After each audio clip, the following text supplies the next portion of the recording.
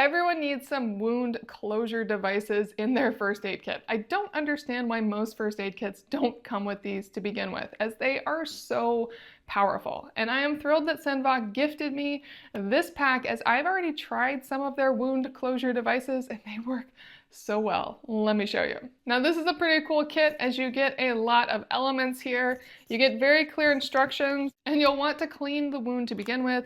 You do have some Q-tips and some rubbing alcohol. This is specifically for around the wound to make sure the adhesive really sticks. And then you have the wound closure device, which you really do just stick on both sides of the wound and then pull the plastic, and it's going to shrink up that opening until it's fully closed. And then this actually comes with adhesives that go over the top as well, which will help it heal while it's being held shut.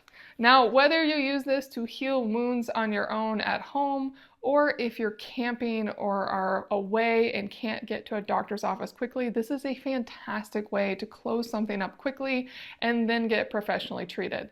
Let me show you close up. So for an example, I am going to draw a wound on myself. So there's my wound. And if this were real, I would clean around the outside with the rubbing alcohol. I'd make sure there's nothing in the wound that I'm concerned about. And then I'd move on to the closure device. And this is really cool. They're almost like zip ties that just pull together. And all I need to do is peel off the back side so you get to the sticker. And then I want to stick it over the wound like so.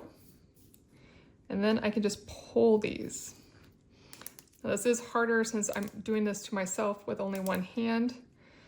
As you can see, you could pull these really tight. I don't actually think I'd want to pull the wound any tighter than that, but just imagining you could pull that really, really tight. And then these you really do just want to trim off with some scissors.